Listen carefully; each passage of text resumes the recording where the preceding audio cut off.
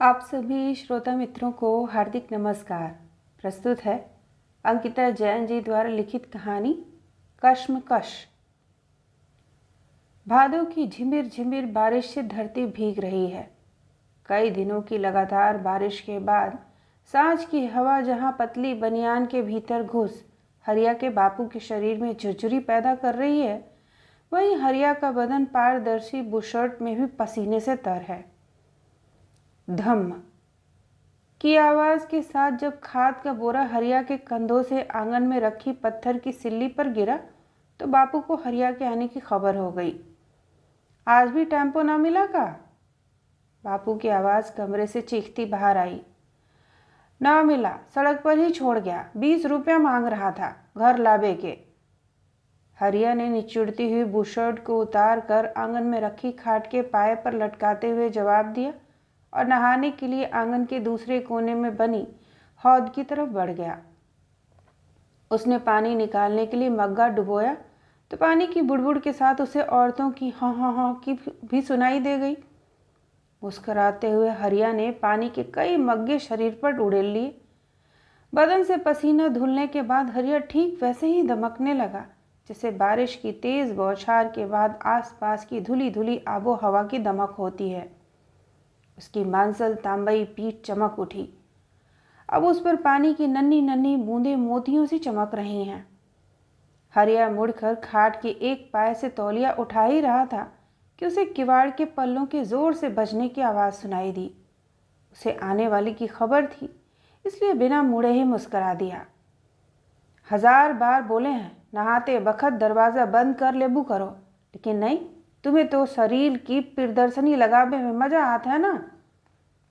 रानी ने हरिया के मुंह पर एक धुली हुई बुशर्ट मारी और बड़बड़ाना जारी रखा। इन करम जली लुगाइयन को तो और कोनो काम न है, संजा सवेरे टट्टी के बहाने लोटा लेके दूरा पे खड़ी रहल है।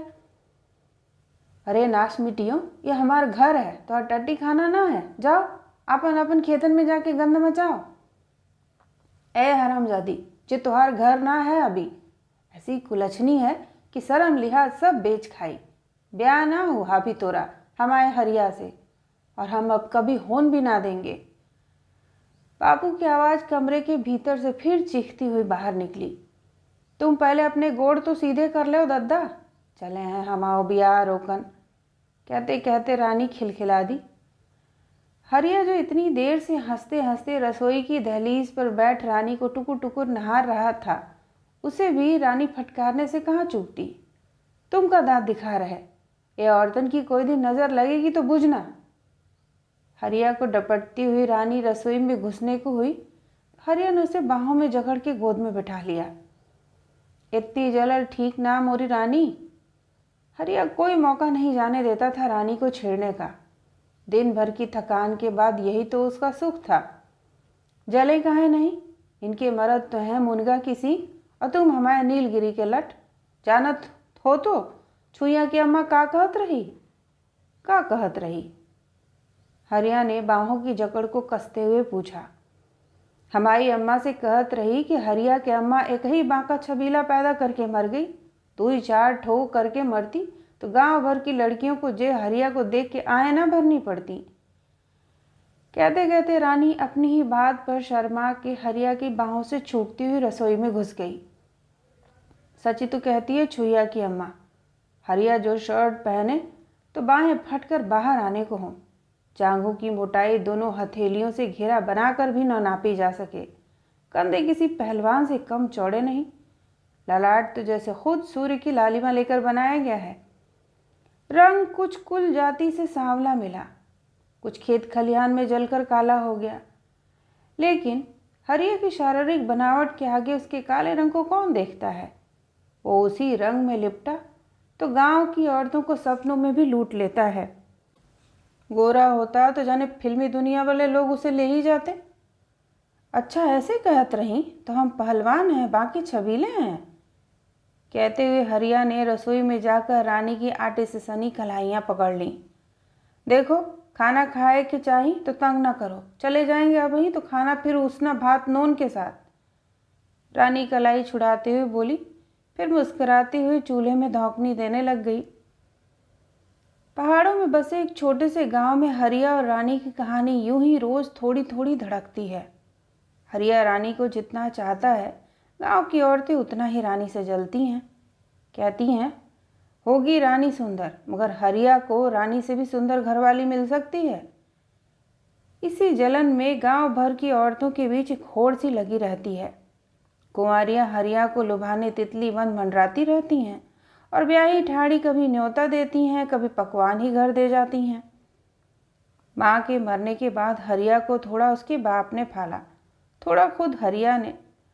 6 बरस का था तब से खेत और घर देखने लगा था। बाप तो आधा समय नशे में धुत रहता। जवानी में औरत चली गई तो शरीर की आग ठंडी करने का एक सहारा दारू ही बनती। वैसे गांव में महुआ घर घर चाय जैसी ही बनती है।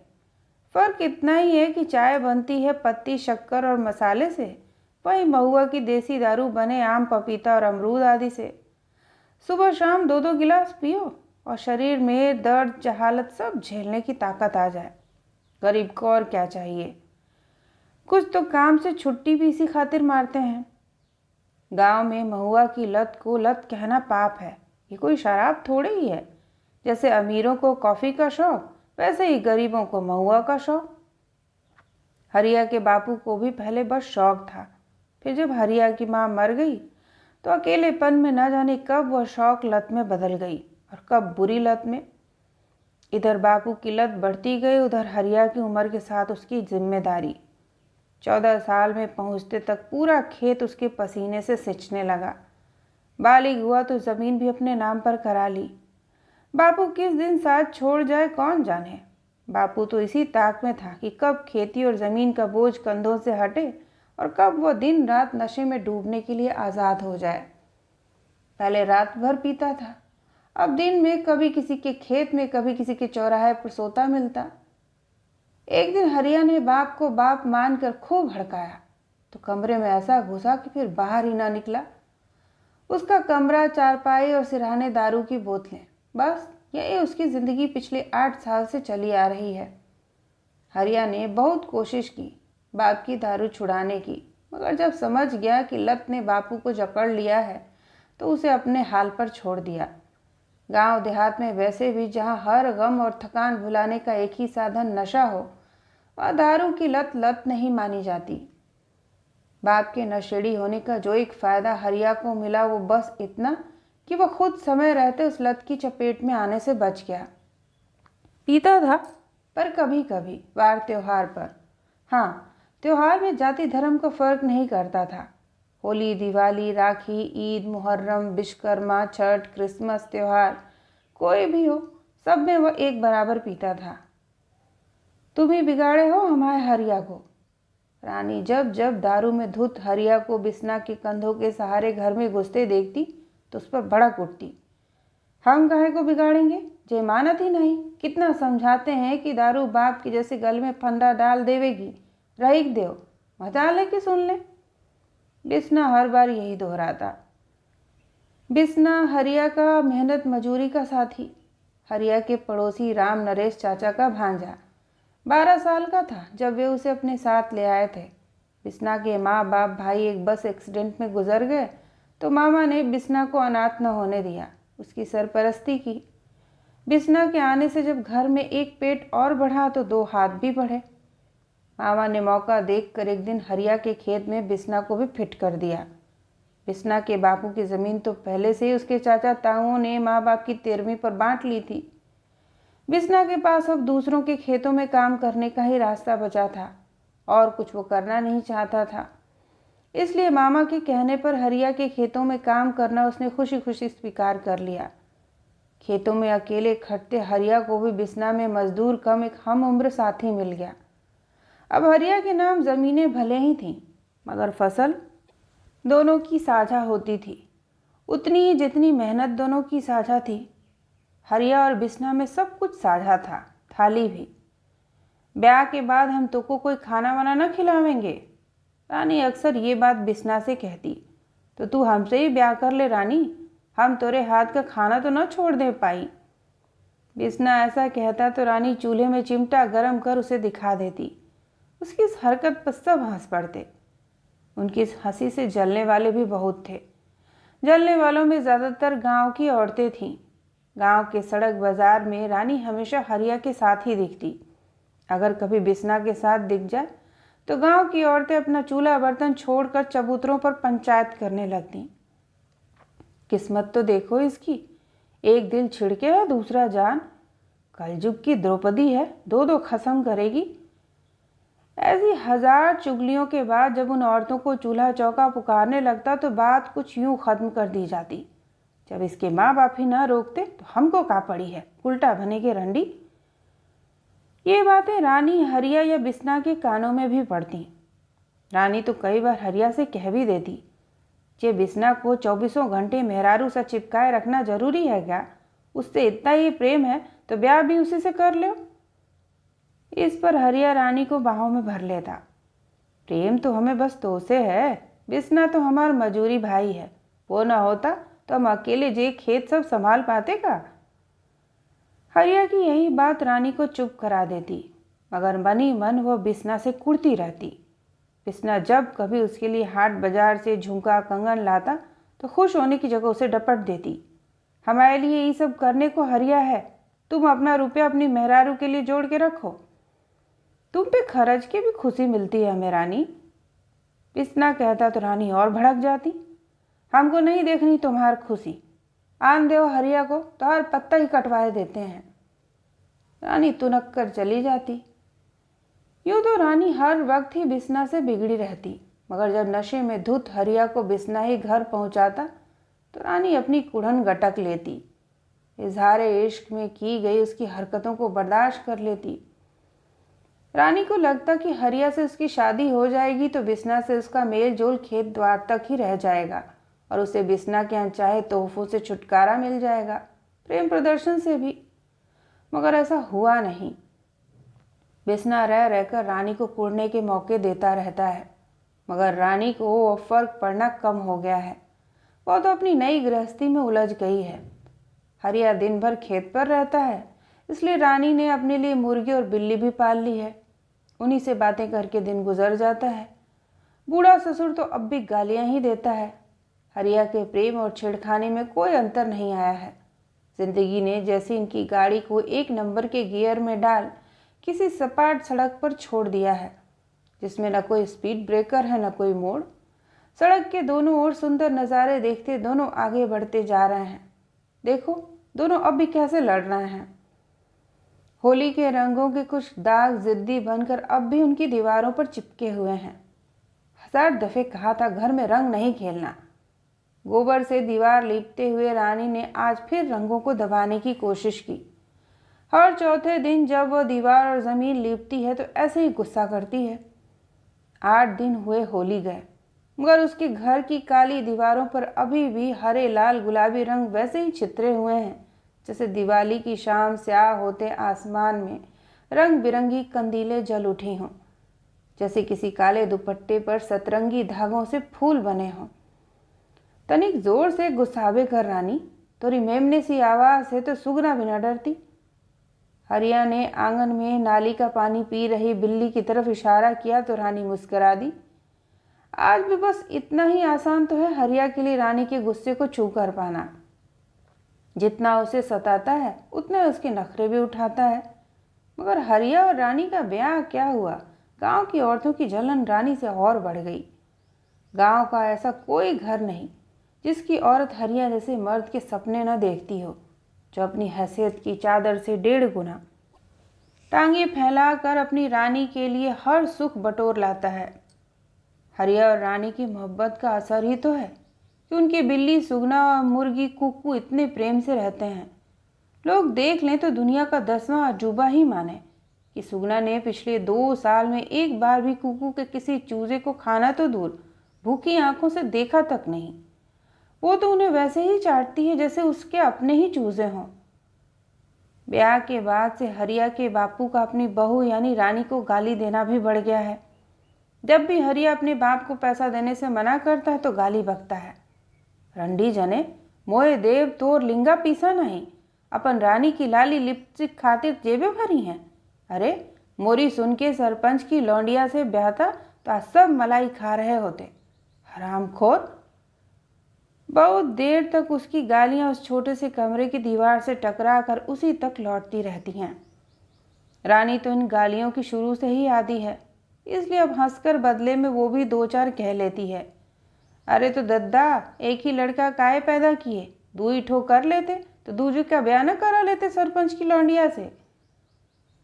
रानी के जवाब से निरुत्तर न होकर घंटों रानी को गालियां देता उसका ससुर अपनी खटिया पर पड़ा रहता है। उसने कई बार चाहा कि खटिया से उठकर रानी को दो चार झापड़ लगा दे, अपने मन की सारी भड़ास निकाल ले, मगर कभी महुआ का नशा तो कभी बुढ़ापे की मार उसे खटिया से बिछोड़ने नहीं देते। रानी के आने के बाद इस घर की सूरत बदल गई है। घर की चारों कुठरियों में चक्री सी नाचती रहती है। सुबह पहले एक आले में रखे भगवान के जोड़ों से अपने जोड़े की सलामती की मन्नतें मांगती है।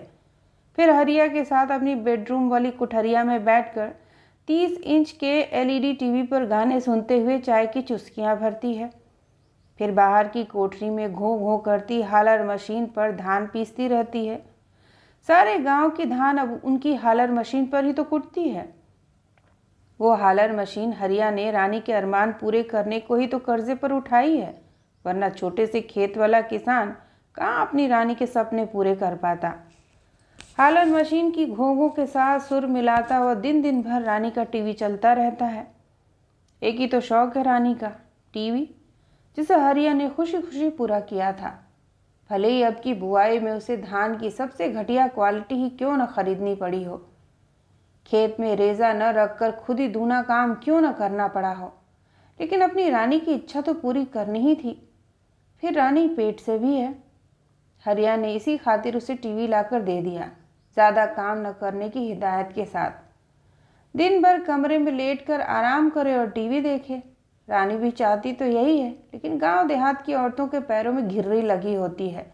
उन्हें आराम हराम है का नारा किताबें नहीं जिंदगी सिखाती है। रानी भी छोटी फुटबॉल सा पेट लिए उसी रफ्तार से दिन भर काम निपटाती है जैसे पहले करती थी। नौकरानी रखने लायक न हैसियत है न पैसा। रिश्ते नाते के नाम पर एक ससुर है, दूसरा बिसना। दोनों से ही वह दूरी बनाए रखना चाहती है। रानी की माँ आती है कभी कभी, रोज आए तो उसकी मजदूरी पर कौन जाए। गरीब बिरादरी अपनी मदद आप करने की आदी होती है। रानी के लिए अड़ोसी पड़ोसी का भी सहारा नहीं। गांव की औरतें तो पहले ही हरिया की चाहत में उससे जलती हैं, इसलिए वहां से भी ज़्यादा मदद नहीं मिल पाती।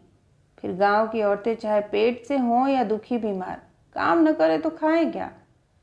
घर की झाड़ू बुहारी से लेकर खाना कपड़े सभी काम तो करना होता है। रानी करती भी। उसे अपने घर को साफ रखने का बड़ा शौक है। रसोई का हर कोना बिना ग्रेनाइट और फर्नीचर के ही चमकता रहता। चूल्हे पर चढ़े एल्यूमिनियम के बर्तन हांडे ऐसे चमचमाते जैसे कभी चूल्हे की शक्ल ही न देखी हो। खपरेल की छत पर कभी मकड़ी घर नहीं बनाने देती। अपने कमरे में तो उसने पुरानी धोती का पर्दा भी लगाया है। लकड़ी के 2 तख्त मिलाकर उसने डबल बेड बनाया है। कुठरिया की मिट्टी की दीवारों पर अपनी और हरिया की तस्वीरें चिपका दी हैं। हरिया को सख्त मनाही है कमरे में चप्पल पहनकर आने की, पाँव धोकर ही भीतर घुसने देती है। रानी अगर हरिया से कोई ख्वाहिश करके 2 पैसे खर्च करवाती भी है तो खुद भी अपने गरीब खाने को सजाने संवारने व्यवस्थित रखने में कोई कसर नहीं छोड़ती है। जिंदगी बहुत ही ढर्रे वाली सुव्यवस्थित चल रही है। हाँ, हरिया के सिर पर थोड़ा बहुत कर्ज है, आने वाली संतान की चिंता भी, एक मोटरसाइकिल खरीदने की लालसा भी। इन सब के बावजूद भी सब खुश हैं। रानी नज़र उतारती है अपनी ही खुशी की। अम्मा कहती थी अपनी खुशियों को अपनी नज़र सबसे पहले लगती है। हर रोज की तरह घर के काम निपटा कर कमरे में सुस्ताती रानी को जब बिस्ना ने आवाज़ लगाई तो पहले पहल वकुड़ गई। रानी ब्याहता हो गई है तो क्या, बिस्ना का प्रेम उसके लिए कम थोड़ी हुआ है। प्रेमिका का किसी और की पत्नी बन जाना अगर प्रेमी के दिल से प्रेमिका की छवि धुंधला दे तो ये कैसा प्रेम। अच्छे और सच्चे आशिक तो अंत तक लड़ते हैं, और बिस्ना रानी के ब्याह को अपनी लड़ाई का अंत मानने को तैयार नहीं है। बिस्ना की ये आशिकी रानी के गले की हड्डी है। हरिया के खेतों के इकलौते भरोसेमंद साथी को ज़बरदस्ती हटा भी तो नहीं सकती। वो मना करती तो क्या हरिया बिस्ना से रिश्ता रखता? मगर फिर हरिया को इतना भरोसे का आदमी कहाँ मिलता। यही सोचकर उसके आशिक मिजाज को झेल लेती है। रानी जल्दी आ। बिस्ना की दूसरी पुकार पर रानी उसमें आशिकी नहीं भय और चीख भांप कर घबरा गई। 7वां महीना चल रहा है। ये भूल कर हड़बड़ा उठी तो एक पल को माथा घूम गया। पेट पर हाथ धर तेज कदमों से कमरे से बाहर आई तो बिस्ना की बाहों में जकड़े हरिया को देख उसके चेहरे के भाव शून्य हो गए। हरिया बिस्ना को पकड़ से फिसल रहा था। यह देखते ही वह खुद को संभाल कर उन दोनों के पास दौड़ी। नाटे कद का दुबला पतला बिस्ना अपनी बाहों में लंबे चौड़े हरिया को समाता भी तो कैसे। हरिया के आगे तो बिस्ना स्कूल में पढ़ने वाला कोई बच्चा ही लगे था। कितनी मुश्किल से वो आज अपने कंधे पर दुगने वजन की हरिया को ढोकर लाया है वही जानता है, मगर करता भी क्या। खेत में धान का भूसा समेटता हरिया जब बेहोश हुआ तो बिस्ना सकपका गया। समझ में कुछ नहीं आया कि क्या करे। पानी लाकर मुंह पर छींटे मारे तो हरिया को कुछ होश आया। हरिया ने दोबारा काम करने की कोशिश की तो बिस्ना ने फटकार कर घर जाने को कह दिया।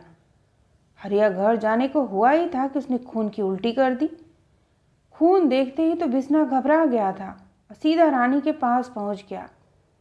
रानी पेट पर हाथ रखे पैरों को संभालती बिस्ना के थोड़े और करीब पहुंची तो उसे हरिया के मुंह पर लगे और बिस्ना की शर्ट में लगे लाल रंग के माने समझ आए।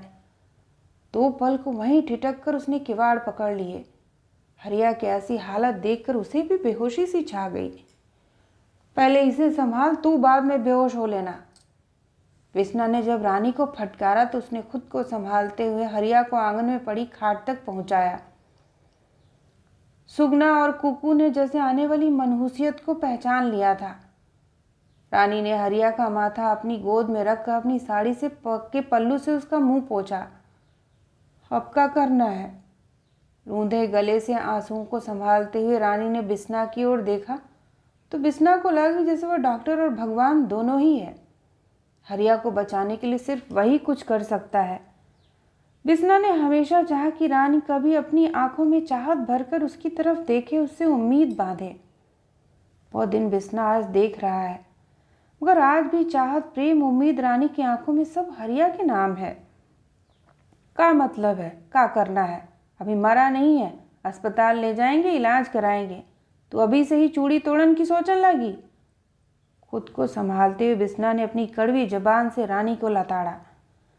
बिस्ना उस वक्त रानी को झकझोर कर उसे कहना चाहता है कि तेरा पति अब नहीं बचेगा, उसका मोह छोड़ दे, मगर वह ऐसा कर नहीं पाया।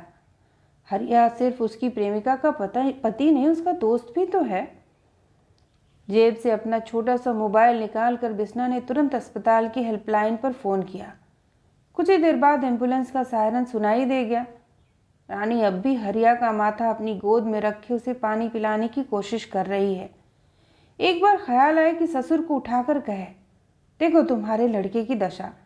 इन किससे कहती, जो नशे में अपने कच्चे के नाड़े को भी बांधना भूल जाता है, जो ये भी भूल जाता है कि बाथरूम के लिए उठकर कमरे से बाहर जाना होता है, जो खाने की सरकारी थाली को लेने भी होश में नहीं आया।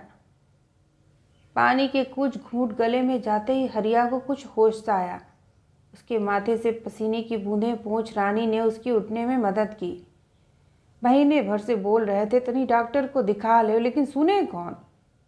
कहते कहते रानी का अब तक रूंधा गला फूट पड़ा। आंसू छलछला के गालों से गले तक पहुंचने लगे। वो बोलती रही, अभी हमारे और बच्चे के अस्पताल जावे के दिन है, तुम काहे बीच में अपना टिकन कटान लगे। परसों भी रात भर ताप से जले, लेकिन मजाल है कि सुबेरे डॉक्टर के पास चले जाएं। अब इतने बड़े हाड़ मांस के आदमी को हम कंधा पर उठाकर तो ले नहीं जाएंगे, कुछ हो गया तो कहाँ जाएंगे हम। अरे कुछ नहीं हो रहा हमें, गर्मी बहुत है, इसी से तो बेहोश हो गए। हरिया को शायद पता नहीं था कि बेहोशी में उसने मुंह से खून की उल्टी भी की थी। अरे जो मुंह से खून थूके हो। ऐसे वक्त में भी बिस्ना उन दोनों की आंखों में एक दूसरे के लिए इतना प्रेम देख पा रहा है कि उसमें निचोड़ कर अपनी शर्ट के खून के दाग मिटा सके या अपने प्रेम को डुबोकर मार सके। हट पगली, ये तो बिस्ना पुड़िया खाकर अपने ऊपर ही थूक लिया है। हरिया ने बिस्ना को आंखों ही आंखों में छलते हुए रानी से कहा, तो रसोई की चौखट पर जाकर बैठ गई। बताया दे रहे हैं, अगर तुम्हें कुछ हो गया तो हम भी जहर खाकर मर जाएंगे। रानी ने कहा तो बिस्ना का मन किया कि उसे 2 झापड़ रसीद कर दे। रानी मरने की बात करे उसे बर्दाश्त नहीं। जिसे देखकर इंसान जीता रहता, उसके मर जाने की बात गुस्से या मजाक में सुनना भी बर्दाश्त नहीं होती। वह भी रानी को देखकर ही तो जीता आया है, जब से होश संभाला। छोटे गांव में प्रेम जाहिर करने में ज़्यादा आपत्ति नहीं होती। जाति तो सबकी एक जैसी ही है, नीची और गरीब। मगर जाति एक होने से क्या होता है, दिल एक होने चाहिए। हरिया कौन सा रानी की जाति का है, फिर भी दोनों एक है ना। इतनी आसानी से तो छोड़कर नहीं जाएंगे, और मर भी गए तो बिस्ना है ना। हरिया ने कहते कहते अपनी जबान काट ली। ये शब्द बिस्ना के कान में पड़े तो वह कुछ पल को ठिठक गया, जैसे चोरी पकड़ी गई हो। वह भी तो रानी से यही कहना चाहता है कि हरिया को कुछ हो गया तो भी रानी के माथे की बिंदिया और मांग के सिंदूर को नहीं मिटने देगा। असल में वह यही तो चाहता है। मन में जाने अनजाने कितनी बार हरिया के खिलाफ दुआ मांग ली है, मगर फिर अगले ही पल उस पर भाईचारा हावी हो जाता है। साथ में यह डर भी कि अगर रानी को उसकी मनहूस दुआओं की खबर हो गई तो वो उससे नफरत करने लगेगी। हरिया ने अफसोस और माफ़ी भरे अंदाज में रानी को देखा। क्या निकल गया उसके मुंह से, जिसे उसे एहसास हो गया कि अब उसका और रानी का साथ छूटने वाला है। रानी हरिया की इस बात का कोई करारा जवाब देती उससे पहले ही एम्बुलेंस ने दरवाजे पर आकर हॉर्न बजा दिया। ये क्या हमारे लिए बुलाया हो? हरिया बिस्ना से पूछते हुए उठा तो चक्कर आने से फिर धम से खाट पर गिर गया। एम्बुलेंस के साथ आए एक आदमी और बिस्ना की मदद से हरिया को एम्बुलेंस के भीतर पहुंचा दिया गया। स्ट्रेचर निकालने की जहमत उन लोगों ने नहीं उठाई। 2 मिनट रुक, क्या रानी हरिया को बिस्ना के हवाले करके दौड़ती सी कमरे में गई और बिस्तर के नीचे रखे लोहे के बक्से को गले में लटकी चाबी से खोलने लगी। उसके हाथ कांप रहे थे। उसने कांपते हाथों से बक्स खोला। साड़ियों की तहों में से कहीं छुपे हुए नोट निकले। नोटों को ब्लाउज में खोस आंचल से ढांपती एम्बुलेंस में आ बैठी। जाने कौन सी बीमारी का डॉक्टर ऐलान कर दे। अपनी शादी की आगामी वर्षगांठ पर अपने लिए सोने के बूंदे बनवाने के लिए उसने रुपए जमा किए थे। कौन जानता था शादी की वर्षगांठ से पहले ही एक काल उनके रिश्ते को लीलने खड़ा होगा। एम्बुलेंस में बिस्ना ने जब हरिया और रानी के चेहरों पर काल का भय देखा तो उसका स्वार्थी मन उसे धिक्कार उठा। आखिर है तो इंसान ही। हरिया जानता था कि बिस्ना रानी से प्रेम करता है। महुआ पीकर अक्सर बिस्ना उसके सामने बक देता है, फिर भी वो बिस्ना से नफरत नहीं करता। वो उसके खेतों का साथी है, उसे नफरत कर भी नहीं सकता। ज़रूरत वाला इंसान बुरा हो तब भी हमें उसे गले में लटकाना ही पड़ता है, गला कितना ही छिला हो। जीवन भोज में जाते वक्त औरत हार पहनने से पहले जख्मों की परवाह नहीं करती। वैसा ही कुछ बिस्ना और हरिया के बीच रहा। किसी पुरुष की पत्नी से उसका कोई दोस्त प्रेम करता है, यह बात उस पुरुष के लिए नाकाबिले बर्दाश्त होती है, मगर उससे भी ज़्यादा नाकाबिले बर्दाश्त होता है गरीबी में खेतों की बुआई जुताई के लिए मुफ्त आदमी ढूंढना। बस इसीलिए हरिया ने बिस्ना को गले में खुद लटकाया था, जिसका फ़ायदा उठाते हुए बिस्ना ने उसका फंदा बन जाने की चाहत पाली थी। हरिया ने जब रानी को न बताने की सौगंध मांगी तो बिस्ना झट तैयार हो गया। बिस्ना हरिया की बीमारी को शुरू से जानता था। वह भी तो यही चाहता था कि रानी को पता तब चले जब हरिया की बीमारी लाइलाज हो जाए। बिस्ना को वह दिन भी नसीब हो गया, मगर अब जब वह दिन आया तो बिस्ना के भीतर से यही आवाज़ आई कि वह हरिया को रास्ते से हटाना तो चाहता था, मगर उसे मारना नहीं चाहता था। दोस्त के लिए दोस्ती उसे अपराध बोध से भर रही थी। ऊपर वाला भी गरीबों की वो दुआएं कबूलता है जो वो चाहते नहीं कि पूरी हों। एम्बुलेंस के सायरन की पीकू पीकू बंद हुई तो बिस्ना झट से नीचे उतर गया। रानी के लिए उसकी चाहत कम होती मत समझिए, मगर दोस्त के लिए दिल पिघल रहा है। अब वो उसकी प्रेमिका का पति नहीं, उसका हरिया है, बचपन का दोस्त। एक साथ जिन्होंने नाचा, एक साथ जंगल नापा, साथ नदी में नहाए। माँ बाप के बाद यदि कोई अपना लगता है तो हरिया ही लगता है। हरिया ने उसे अपने खेतों में काम दिया जिससे वह अपने लिए छत बना सके। हरिया ने कभी उसकी मेहनत के बदले कम मेहनताना नहीं दिया, तो फिर बिस्ना ने कैसे उसके लिए बद्दुआ मांगी? इंसान तो ऐसा ही है। पहले वह अपनों की चाहतों के लिए उन्हीं लोगों के प्रति कटुता पालता है जिनसे उसका अपनत्व का नाता है। मन ही मन उसका बुरा चाहता है, लानत मलानत करता है, और जब वैसा ही होने लगता है तो वो अपराध बोध से घिर जाता है। ग्लानि जब उसे कचोटती है तो उसके भीतर की बुराई गिरगिट सा रंग बदल कर यकायक अच्छाई में तब्दील हो जाती है। बिस्ना भी उसी दौर से गुजर रहा है। सरकारी अस्पताल के जनरल वार्ड में सलवटों भरी रंग खो चुकी सफ़ेद चादर और कोनों से निकलती रुई वाले तकिए पर हरिया बेहोश हालत में लेटा है। बिस्ना थोड़े सुकून में है कि वार्ड बॉय से उसकी पहचान की बदौलत हरिया को बिस्तर मिल गया। अब रोने से क्या होगा? इतना गुटखा दारू के लिए मना क्यों नहीं करते हो पहले? बेहोश हरिया के मुंह पर लगा खून साफ करती नर्स ने रानी को फटकारा तो वह मुश्किल साड़ी का छोड़ मुंह में दबाए अपनी रुलाए रोके हुए थी। इनके कपड़े लाए हैं? नर्स ने हरिया की शर्ट पर खून लगे होने से उसके कपड़े बदलने के लिए कहा। वे लोग जिन हालात में अस्पताल पहुंचे थे उनमें कपड़े साथ ले आने का ख्याल कैसे आता? बिस्ना ने तुरंत अपनी शर्ट उतार दी। उसे शर्ट उतारते देख सिर्फ रानी ने मुंह फेरा था। बाकी इंसानों का ढेर उस वार्ड में किसी को इतनी फुर्सत नहीं कि गरीब को नंगा होते देख उस पर आपत्ति जताए। शर्ट उतारने में इतनी झिझक बिस्ना को पहले कभी नहीं महसूस हुई, मगर अस्पताल में अपनी शर्ट उतार कर हरिया की खून भरी शर्ट पहन बिस्ना को लग रहा है जैसे वह उसका नसीब पहन रहा है। मगर क्या शर्ट बदल देने से रानी के लिए बिस्ना हरिया बन जाएगा? वह बेहिसाब रोए जा रही है। डॉक्टर अभी तक हरिया को देखने नहीं आए हैं। उनके लिए शायद यह इमरजेंसी केस नहीं है। हरिया बेहोश है और रानी बेहोश होने की कगार पर। बिस्ना नहीं जानता कि होश में रहे या बेहोश होने का स्वांग रचे। वो बस इंतज़ार कर रहा है कि कब डॉक्टर आए और हरिया का इलाज शुरू हो। पहले भी कभी खून गिरा है मुंह से? डॉक्टर ने हरिया को जांचते हुए रानी और बिस्ना से पूछा। जवाब में बिस्ना और रानी ने एक साथ उत्तर दिए, लेकिन उनके उत्तर बिल्कुल विपरीत थे। रानी ने नहीं कहा और बिस्ना ने हाँ, यह जानते हुए भी कि अब उसे रानी को इस हाँ के लिए कई दूसरे सवालों के जवाब देने होंगे। उसका पति खून उगलता रहा, यह बात बिस्ना ने उससे कैसे छुपाई? रानी को इस समय बिस्ना ही यमराज नजर आ रहा है, वहशी और हवसी, जिसने अपने स्वार्थ के लिए हरिया की इतनी बड़ी बीमारी छुपाई। इन्हें अभी एक इंजेक्शन दिया है, कुछ देर में ये होश में आ जाएंगे। ब्लड सैंपल ले लिया है, जांच के बाद ही कुछ पता चलेगा। फिर भी हालत देखकर यही कहूँगा कि ज़्यादा उम्मीद मत रखना। ज़्यादा उम्मीद मत रखना, यह रानी के लिए किसी ऊंचे पहाड़ से नीचे फेंक दिए गए पत्थर के वेग जितना भारी आघात है।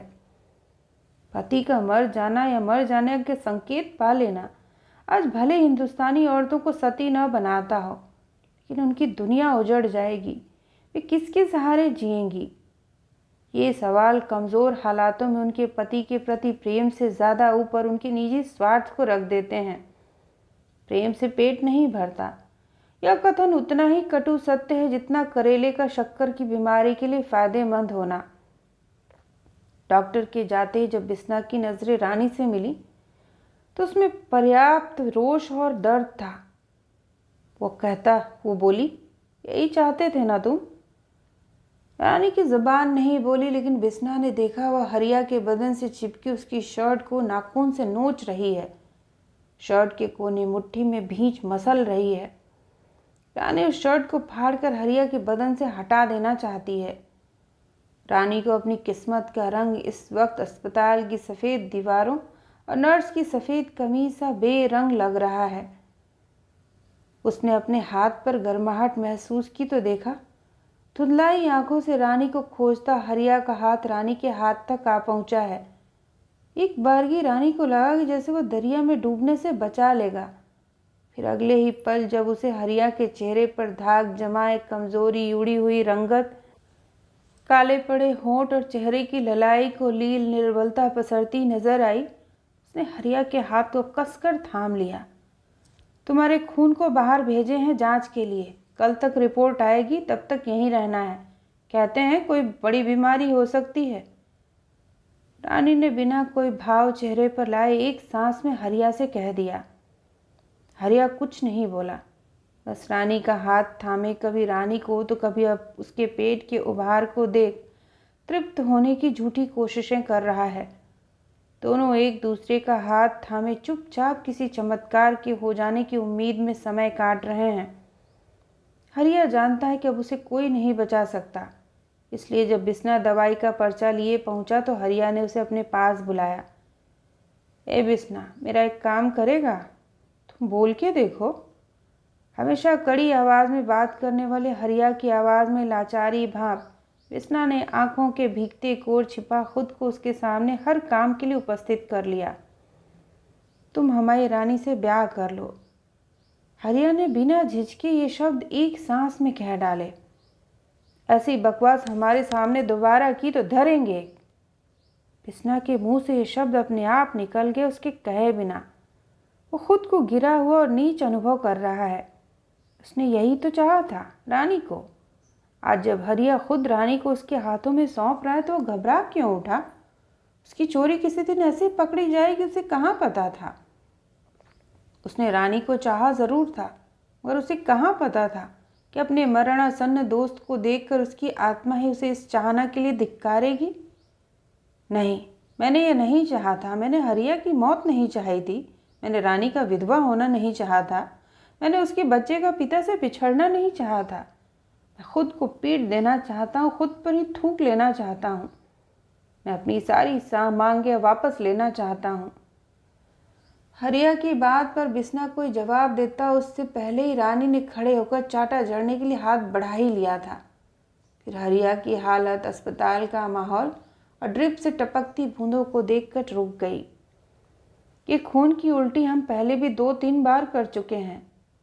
हरिया ने रानी का हाथ पकड़कर अपनी गलती को सामने कर दिया। चेहरे पर माफ़ी और दर्द के मिले जुले भाव तैर रहे थे।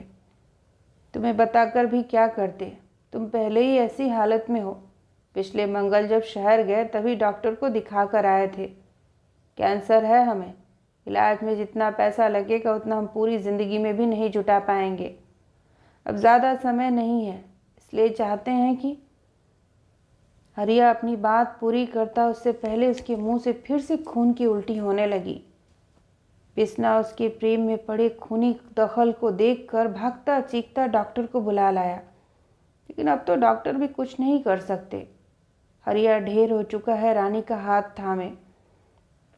उसकी आंखें खुली हैं, उसके प्राण निकल चुके हैं, लेकिन पुतलियां अभी भी बिस्ना की तरफ इशारा कर रही हैं। वे उससे कह रही हैं, यही मांगा था ना तुमने, देखो मैंने दे दिया। अब पा लिया तुमने रानी को। रानी कुछ देर तक यूं ही बैठी रही, भाव शून्य, जैसे उसके भी प्राण न रहे हों, केवल शरीर बैठा हो। उसकी आंखें बिना पलक झपकाए हरिया को देख रही हैं, बिल्कुल वैसे ही जैसे हरिया की मरी हुई आंखें बिस्ना को देख रही हैं। बिस्ना की आंखों में जब जब हरिया ने रानी को चाहने की चोरी पकड़ी, तब तब उसने मौन होकर घंटों बिस्ना से बात की थी। क्या यह बिस्ना भी कभी नहीं समझ पाया। हरिया के बगल में बैठी भाव शून्य रानी में आज बिस्ना को अपनी प्रेमिका नहीं, सिर्फ हरिया की विधवा नजर आ रही है। अब वह इस कोतवाल की विधवा है जिसने बिस्ना की चोरी पकड़ी है। जिसके सामने इज्जत नहीं रहेगी वो कैसे प्रेम करेगी।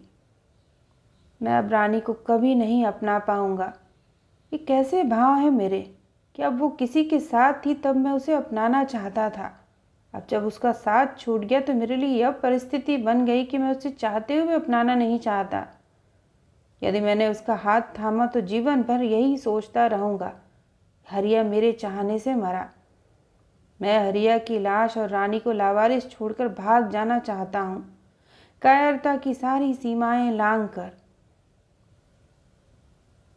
बिस्ना कुछ और होश खोता उससे पहले उसने हंसने की आवाज़ें नेपथ्य में भटकने से बाहर खींच लाईं। रानी हरिया का हाथ थामे बौराई सी हंस रही है। हरिया के शरीर से बिस्ना की शर्ट के बटन नोच रही है। उसके कांपते हाथ कभी हरिया के गाल थपथपाते, कभी शर्ट की बाँ फाड़ते। वो शर्ट को फाड़ देना चाहती है और उसके हाथ कुछ भी कर पाने में अक्षम है। वो बस नोच रही है, फाड़ने की कोशिश कर रही है। अब हरिया का पेट सांस के उतार चढ़ाव नहीं भर रहा। वो उतना ही निर्जीव है जितना वह जिस पलंग पर लेटा है। बिस्ना बस मूक दर्शक बना देख रहा है। कुछ देर तक छीना झपटी के बाद जब वह शर्ट फाड़ने और हरिया को जगाने में असमर्थ रही, तो अपने हाथों से अपने पेट में घूंसे मारने शुरू कर दिए। बिस्ना किसी तंद्रा के टूटने से बाहर आया, झटके से रानी को पकड़ा। उसके पेट पर मारने से रोकने के लिए उसे कसकर अपनी बाहों में समेट लिया। ये दोनों ही फूट फूट कर रो रहे हैं, जैसे कहीं आंसुओं का बादल फटा हो। वह अपने पति के चले जाने के लिए और बिस्ना उसका कारण बन जाने के लिए। तो यह थी अंकिता जैन जी द्वारा लिखित कहानी। सुनने के लिए आप सभी का धन्यवाद।